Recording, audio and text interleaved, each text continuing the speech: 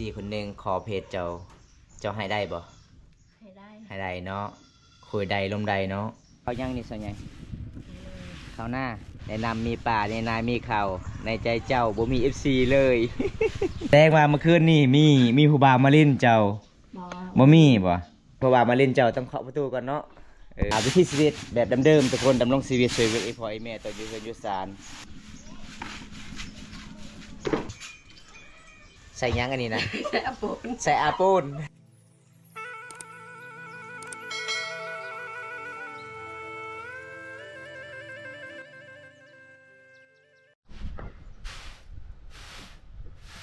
ป่าทุกคนเบิ่งผู้สาวสาวโสดดีพัดเข่าเด้สีมาเข่าบริการยามตอนเที่ยงเพราะว่ามาเข่าตอนเที่ยงนี่คืออย่างหนึ่งเข่าตอนเลงนะทุกคนวิถีชีวิตสาวลาวอันนี้จะเป็นบ้านของสาวใหญ่เพราะว่า FC ให้บำตาไปเยี่ยมไปยามน้องคือเก่าก็เลยมื้อนี้ก็ไปเยี่ยมไปยามบำตามาจากบ้านพูนมงมีทุกคนก็เลยแวะมาหาน้องคือเก่า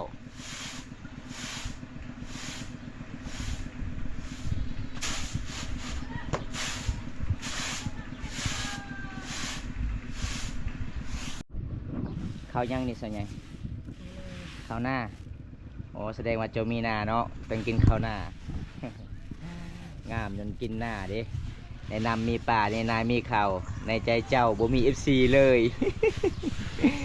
มีแต่หัวใจยังว่างทุกคน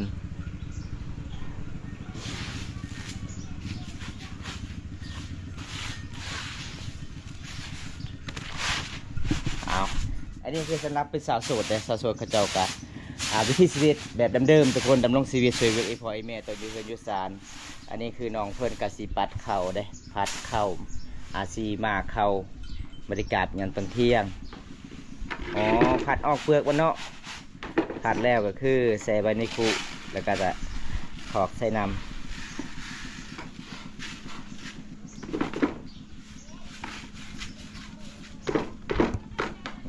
เรียบร้อยเห็นบ่ไม่ธรรมดาเด้อทุกคน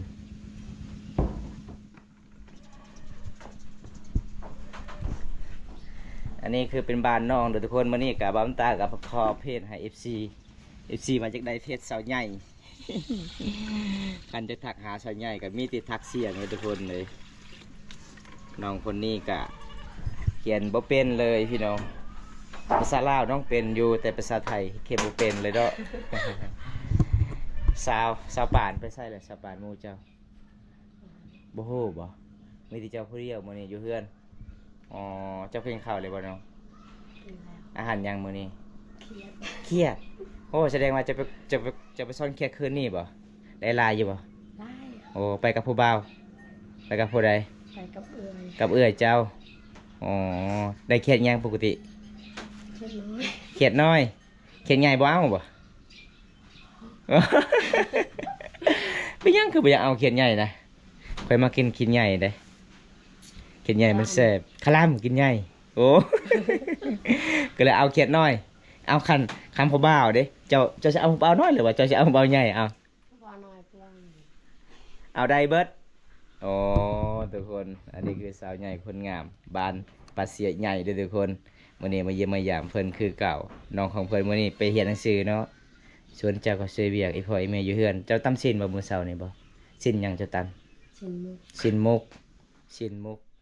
เวลาเฮานุ่งนี่มันมุกเลยบ่ อยู่ใส่ห้องนอนเจ้าอยู่นี่บ่น้องใหญ่เว้าว่าห้องนอนค่อยนี่ข่อยบ่ได้ไปนอนอยู่เฮือนเขาได้นอนอยู่เฮือนข่อยเองป้าห้องนอนเจ้าบ่นี่บ่โอ้แสดงว่าเมื่อคืนนี่มีผู้บ่าวมาเล่นเจ้าบ่มีบ่เอ้าเคยมีสองอันหมอนนี่ดินอนกับน้อง ป้าทุกคนเบิ่งนี่เขตชนบทนี่ส่วนหลายเขาเจ้าเอาไว้ครึ่งของบ้านห้องนอนเลยทุกคนเห็นบ่พี่น้องเอ้าห้องนอนเจ้าจะไม่ได้ขายขนมเนาะมีติปึ้ม อันนี้คือห้องนอนสดๆปกติแต่บ้านใดมาเคยมาหาน้องบ่เคยเลยอยู่ผู้เดียวเลยน้องกอดน้องเจ้าเลย เอาทุกคนอันนี้คือห้องนอนสดๆได้พี่น้องวันนี้ก็สิพาไปสิครับชมห้องนอนสดๆไปออกคำว่ามาเล่นเจ้าต้องเคาะประตูก่อนเนาะเวลานั้นเจ้าก็เปิดเลยเด้ นี่ล่ะพี่น้องชนบทหลาบ้านเฮาสาวสวยบ้านป่า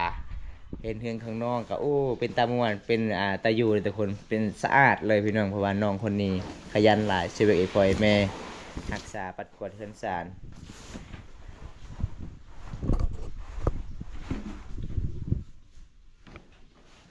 มี FC คนหนึงขอเพจเจ้าให้ได้บ่ ให้ได้ ให้ได้เนาะคุยได้ลมได้เนาะโอ้พี่น้องมี FC คนหนึงว่าบ่าวตากับสาวใหญ่นี่เป็นพี่น้องกันบ่เป็นไอ้น้องบ่แม่นเนาะ เพราะว่าเขาเบิ่งว่าห้องเพลงนี่ม่วนเด้ เพราะว่าสาวใหญ่มันงามเลยทุกคนงามแบบธรรมชาติเด้มามื้อนี้น้องเป็นทาก็แปลงทุกคนมื้อนี้ก็ตามติดวิถีชีวิตน้องก็เฮ็ดน้องผัดข้าวนึ่งข้าวสวยข้าวยามแรงๆแต่บำตามาตอนเช้านี่น้องผัดข้าวก็สิมาข้าวเนาะ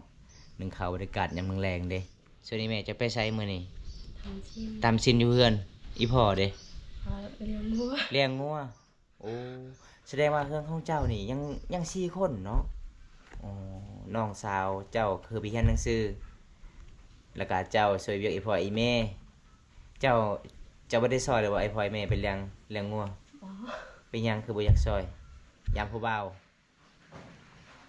ฮะ มีแต่ยืนก็พอเนาะเฮาช่วยเวียกไอ้พ่อไอ้แม่ตำข้าวนึ่งข้าวเป่าไผ่บรรยากาศยามแรงเด้ อันนี้ไม่พอได้นอนอยู่นี่นะคือหลายแถวสนวนบ่มีเลยอีพ่อแม่เจะนอนอยู่ไสอยู่นี่พ่ออีแม่จะนอนอยู่นี่ทุกคน อันนี้ก็คือสำหรับเวลาแขกขึ้นเฮือนขึ้นศาลคือนอนอยู่นี่เนาะโอ้ก็คือเครื่องห้องนอนเขาเจ้าก็สิมาเกียมเวลาแขกมาเยี่ยมมายามทุกคนมีสนวนมีม่อนเห็นบ่พอผมตามมาแต่ละครอบครัวในเขตชนบทแสดงว่าเฮือนของเจ้านี่สะอาดที่สุดเลยเด้ มีหลายแนวอยู่แต่ไผเบิ่งเจ้าก็ขยันแน่ช่วยเวียกอีพ่ออีแม่เลยทุกคน แต่มันแปลกเวลาไปริมเจ้านี่ต้องเข้าห้องเนาะเข้าห้องคันบ่ได้เข้าห้องนี่บ่ได้อีพ่ออีแม่เจ้าหายบ่โอ้คิดว่าข่อยอยากเล่นอยากแอนเจ้าใช่ป่ะข่อยอยากล้มในแอนเจ้าอยู่ตามนี่ก็บ่ได้อีกแต่อยู่ในห้องเลยโอ้คันล้มอยู่นี่คือไอพ่อไอแม่เนาะโอ้ทุกคนมื้อนี้ก็ได้รู้จักกันเป็นผู้สาวบ้านนี้เด้อทุกคน สาวบ้านประเสียใหญ่น้องใหญ่สาวสวยบ้านป่าในชนบทลาวเมืองหนองแขวงชนเขตเด้อทุกคนน้องคนนี้สวยเลยนะหักใจดีสุดๆเลยมาเยี่ยมน้องมื้อนี้น้องก็สิพาเลาะหมู่บ้านคือเก่าเด้อทุกคนมื้อนี้น้องมาผู้เดียวไปผู้เดียวได้แต่มามื้อนี้เป็นเกือบอีกเนาะเกือบงานไม่ได้มื้อนี้ได้ สุดเกิมสุดก่อนๆบำตาไปเยี่ยมพยายามเกือบน้องก็จะเป็นขาดๆเลยเด้อทุกคน อันนี้บรรยากาศในเขตชนบทที่บ่เฮือนสันบ้านซองเขาเจ้าก็ติดกันเลยเขาเจ้ามาตั้งเฮือนพี่น้องบางคนก็มีเฮือนใหญ่บางคนก็มีเฮือนน้อยทุกคนมื้อนี้กัดฮ้อนเลยทุกคนเพราะว่าบอมตามมาหมู่บ้านนี้ก็เงียบๆนี่ส่วนหลายเขาเจ้าก็ไปทางหายหลายเลยทุกคน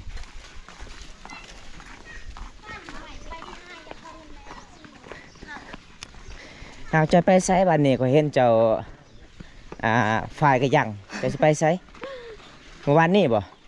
จะไปไส ไปเก็บผัก ไปเก็บผักอยู่ไสตามห้วยบ่มีไร่บ่ผักบ่โอ้เอาอันนี้คือห่านนี่ทุกคนห่านในชนบท จันน้อยจู เอาเพิ่นเอิ้นแม่ค้าก่อน เขากินข้าว แม่ค้าไปไสเลยแม่ค้า จัน เบิ่งทุกคนเฮือนคือเจ้านี่ทุกคนเห็นบ่อันนี้เป็นบ้านคนนี่พี่น้องลงกล้วยหน่อยอ๋อ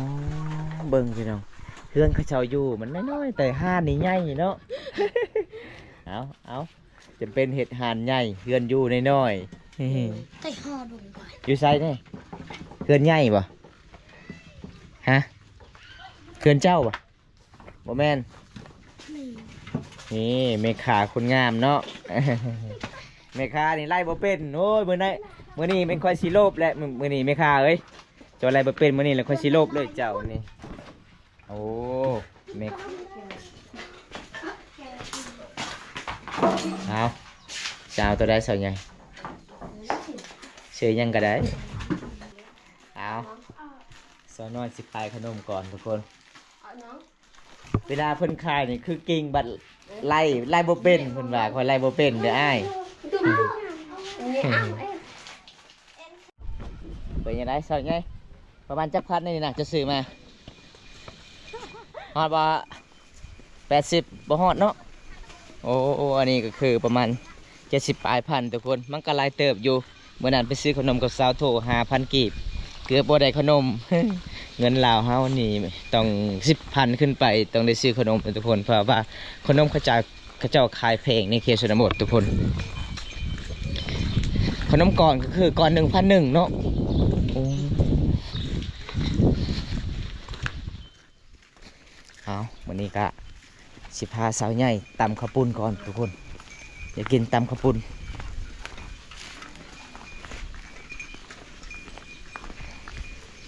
อันนี้แม่พอได้ปลูกฝักในเจ้าบ่พอได้ปลูกนะอีแม่โอ้ผักหอมปลาลายเลยเนาะโอ้ทุกคนเป็นตาซ้อนหลายเลยทุกคนเลย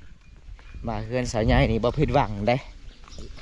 ใจเกินใหญ่อีหลีเพิ่นปลูกมีหลายแน่เลยจุดนี้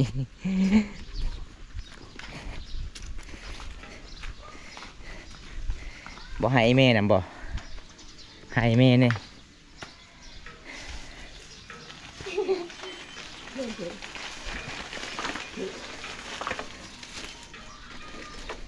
สบายดีไหมเท่า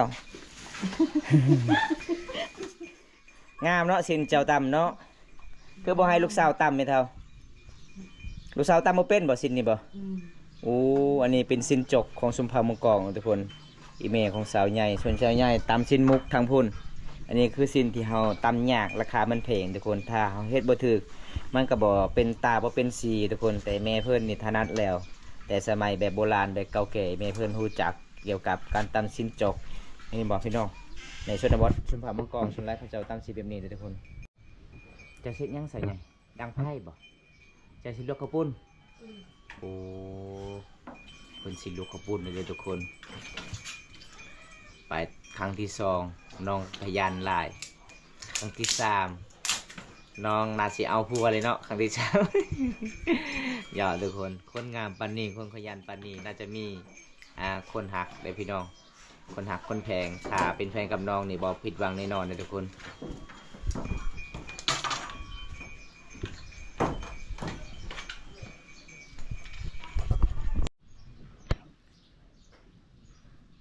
ตอนนี้สาวใหญ่กะสีต้มข้าวปุ้นเลยเด้อทุกคน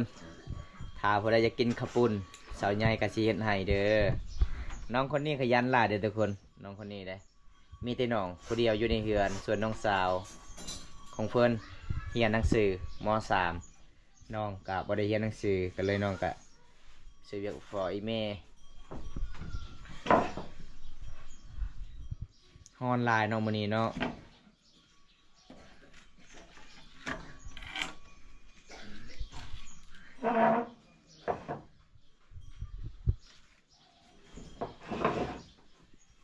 ไปปะอยู่นี่โลดอะไรมันก็สุกเองอยู่กับเตาไฟมันก็ฮ้อนลายเลยน้องเอ้ย สบายดีทุกคนเอานั่งเล่นน้ำแอนกับน้องก่อนเด้อทุกคนเลยมื้อนี้ก็มาเยี่ยมมายามคือเก่ามี FC คนหนึงให้บอมตาไปเยี่ยมไปยามน้องเพิ่นได้เอาหลังจากเฮาก็สิลวกข้าวปุ้นแล้วเฮาก็สิไปเอามักหุ่งในเด้อพี่น้องจังหน่อยเฮาก็สิให้สาวใหญ่ตำมักหุ่งกับข้าวปุ้นเลยทุกคนเจอเฮาไฟของสาวใหญ่นี่ลุกแถลุกว่าเด้อทุกคน นี่น้องเพิ่นก็สิเมื่อยลาเด้อทุกคนมื้อนี้เบิ่งบรรยากาศมื้อนี้ร้อนหลายเลยฝนฟ้าอากาศมื้อนี้กับโอ้ยเกือบประมาณ30องศาเลยเด้อทุกคน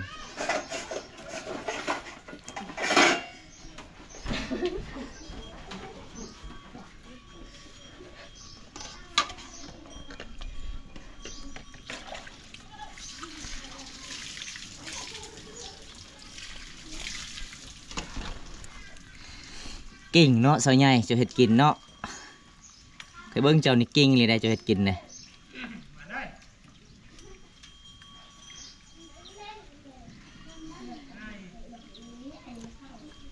พญานาคไปดูตามวัดเด้อครับลายคักครับโอ้ครับขอบคุณละครับสบายดีโดยสบายดี FC จากพังไทยสบายดีสาวบ้านใดเนาะบ่าวสาวบ้านประเสียใหญ่เด้อสาวบ้านประเสียใหญ่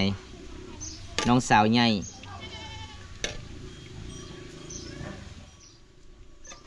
เมื่อวานนี้ก็อุดมสมบูรณ์ทุกคนเขาเจ้าอยู่ตามป่าตามดงเด้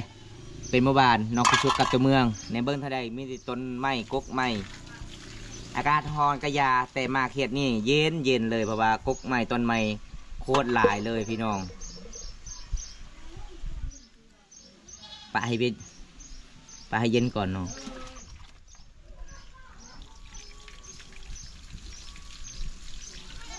หาแฟนเชลาวให้คนสิโอ้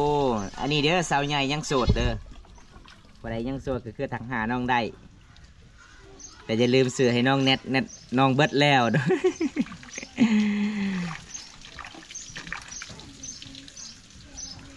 แล้วเนาะวันนี้เนาะ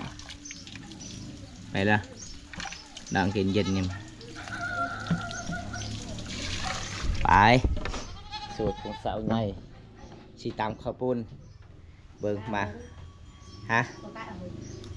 ในไว้ประกาศรู้ไว้ได้สาวใหญ่ไปเอามาหุ้งบ่ตอนนี้บ่ใกล้บ่หน้าเจ้าใกล้อ๋อแสดงว่าเจ้ากะเฮ็ดเตหน้าเนาะประเทศให้บ่อ๋อมื้อนี้บำตากะไปเอามาหุ้งก่อนทุกคนหมู่บ้านเจ้านี่อยู่ในหมู่บ้านบ่มีไผปลูกเลยมาหุ้งเนาะปลูกแต่มะพร้าวอย่างเดียว เอาทุกคนเดี๋ยวบำตากะสิพาน้องเข้าป่าก่อนทุกคนเอาตอนนี้สาวใหญ่เพิ่นว่ามีมะหุ้งหลายได้เพิ่นปลูกมาตามให้อันนี้หน้าเจ้าเนาะนี่ทุกคนเป็นตะม่วนหลายเลยพี่น้องวิวธรรมศาสตร์และนี่จะเป็นหน้าของสาวใหญ่ปีนี้น้องว่าได้เข้าหน้าประมาณ3,200ป้าหมกหุ้งโคตรลูกเลยพี่น้องเลยโคตรใหญ่เลยหมกหุ้งคันสิปลูกอยู่กลางบ้านก็ยังเข้าเจ้าหลักก็เลยปลูกอยู่นาพี่น้อง มีไหมอยู่บ่เอาตอนนี้สาวใหญ่ก็สิเอาหมกหุ้งก่อนเพราะว่าน้องก็ตำหมกหุ้ง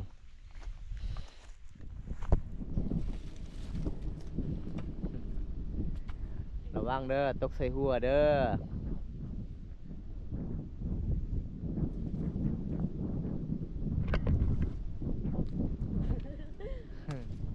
เรียบร้อยเอานี่มันคงสาวใหญ่เลยทุกคนคำเวลาน้องดำหน้านี่น้องจ้างเอาหรือว่าดำเองเนาะดำเองเลยบ่มีเงินสิจ้างบ่ปลาม่วนเนาะหน้าเจ้ามีน้องเนาะมีปลาใหญ่หลายบ่เท่านั้นบ่โอ้เอาทุกคนโอกาสหน้ากับพาน้องไปสอนป่าเพิ่นเลยทุกคน น้องมีน้องเป็นตะมวนหลายเลยเอาตอนนี้หอยเฮือนฮอดซานหลังจากไปเอามาคุ้งกับน้องสาวใหญ่ซึ่งสาวปานเพิ่นรัทาอยู่เฮือนอยู่ซานทุกคนเพิ่นก็สิขูดออกเปลือกมาคุ้งมื้อนี้น้อง2คนก็สิตำมาคุ้งตำส้มเหมือนตำส้มตำทุกคน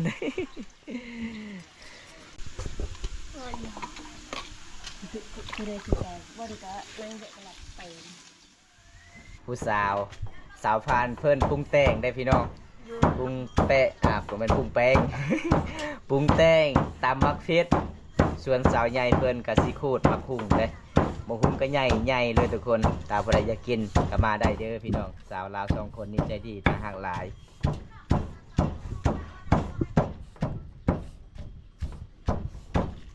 นี่สาว2คนยังน้องถึงยังถึงใจ ระวังได้ถึกตาดิน้องเลยถึกตาจะน้อยบ่ได้พัวเลย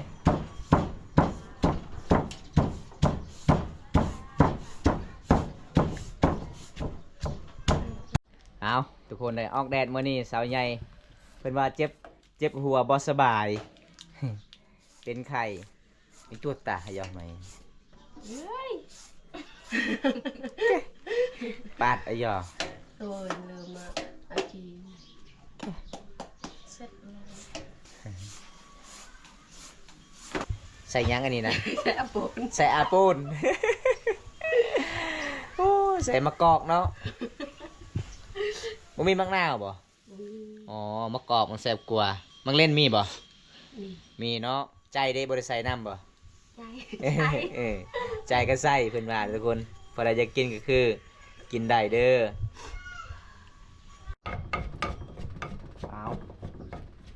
ของเพิ่นข่อยเบิ่งตามข่อยเบิ่งน่าสิแซ่บแล้วเด้สาวใหญ่ขนาดข่อยยังบ่ทันได้กินเด้คันข่อยกินนี่แฮงกระแทกติดใจแน่นอน อันนี้คือปลาแดกปลาขะย่องบ่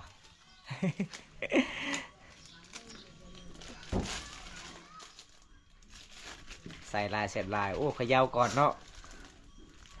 ถ้าบ่เขย่าก็คือบ่นัวบ่แซ่บบ่เค็ม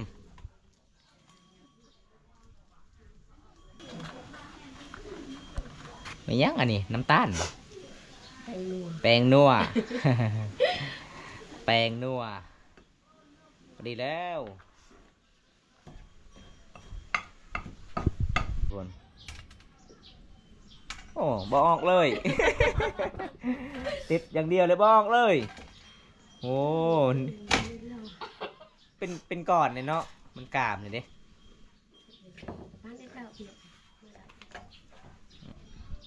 ใส่โลดใส่โลดใส่อีกใส่เบิดเลย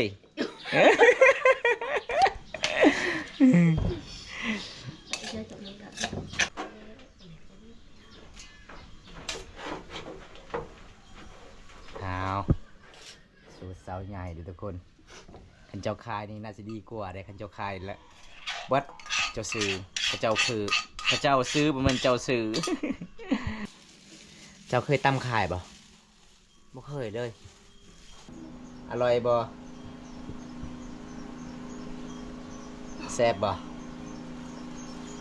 ใส่น้ำอีกแม่นบ่พอดีเป็นตาสะอ้อนเลยเบิ้งเอื้อนน้องปลูกผักหอมปีผักหอมป่าทุกคนโคตรหลายเลยอยู่นี่ตอนนี้สาวน้องสาวเพื่อนกับพาบอมตาไปเอานางอีเลิศผักนางอีเลิศบ้านเฮาเอิ้นผักอีเลิศบรรยากาศเขตชนบท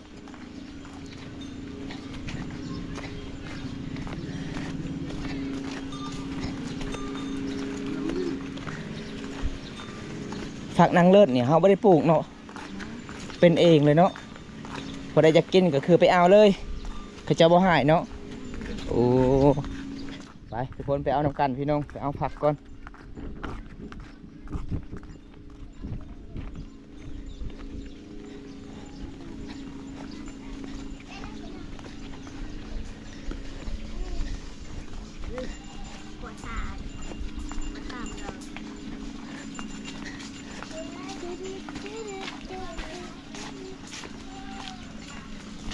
โอ้โคตรไก่เลยอ๋อเป็นตาสะอ่อนผักนางเลิศเพื่อนทุกคนโคตรหลายเลยพี่น้องอันนี้เป็นจุดที่เขาจะไปเอาผักนางเลิศกินสมกินกับลาบมันกระแสบเลยทุกคนนอกจากบ้านเลยพี่น้อง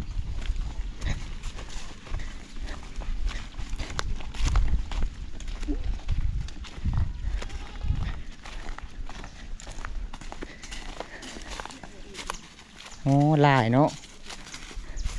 เอาโคตรลายเลยผักนางเลิศนี่น้องสาวเพื่อนก็สิเอาผักนางเลิศก่อนทุกคนเลยเขาเจ้าไม่ได้ปลูกเลยบ่โอ้เป็นเองมันเลยเนาะงามลายเป็นยังไงได้ลายเลยบ่พอดีแล้วได้หลายแล้วโอ้เป็นตาซ้อนเนาะบันเจ้าเนาะ ได้ฝากกินแซ่บแซ่บเลยทุกคนตอนนี้เราคัดสิกลับบ้านละไปกลับเวลาเขตชนบทนี่เราไปกินอย่างต้องไปเอาเลยทุกคนเห็นบ่ต้องไปเอาตามป่าตามดงฝากเกิดเองแต่มาวันนี้สงสารเกือบน้องสิขาดแล้ว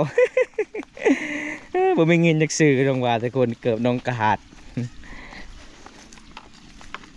เกือบตอนเจ้าไปอาบน้ำกับบ่อมตาตอนนั้นขาดเลยบ่ฮะ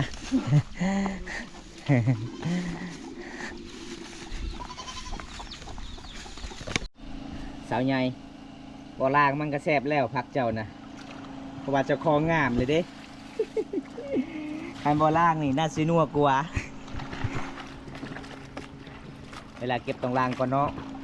ใครบ่ล้างมันก็เป็นพยาธิเด้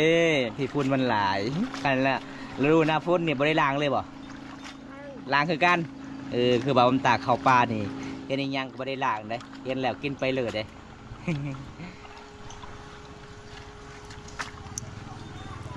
นี่ภาษาบ้านเจ้าเอิ้นผักหยังอันนี้ผักสลด ผักสลดคือผักนางเลิศเด้อทุกคนเอาแล้วเนาะบัดนี้เนาะ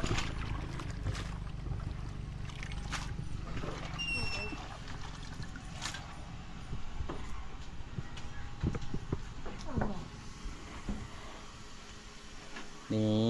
น้องก็สิกินแล้วเด้อทุกคนเรียบร้อยเนาะโอ้เฮ็ดเป็นอาหารเลยน้องว่าจะกินเป็นอาหารเลยจัดแต่ระเบียงนะครับอ้าวน้องสิพาบอมตาไปเข้าเฮือนใหญ่ก่อนกินเฮือนใหญ่มันกะอากาศเย็น จานเลยปะ ๆแปะเลยเอาโอ้ยเขียนชนบทนี่เป็นตาสะออนในหนึ่งทุกคนเวลาเราไปเยี่ยมไปยามนี่สิ่งที่เขาปะบ่ได้คือศาสตร์ปูเลยทุกคนเห็นปะเวลาบอนแขกกินข้าวกินน้ำ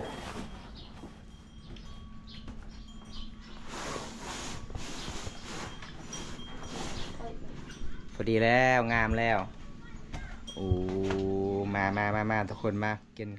ชมกับสาวลาวเด้อ คุณชมลูกกันเอฟซี นี่เห็นว่ากินชมน้ำกันใน FC กินลองมือบัดนี้ เบิ่งหน้าตาเป็นแบบนี้ทุกคนอุ้ยน่าอร่อยหลายเลยทุกคนเลยแซ่บเนาะเอากิน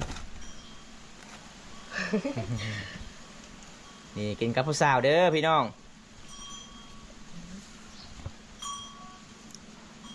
แซ่บป่ะแซ่บ ภาษาบ้านเจ้ามันจะได้แซ่บแอม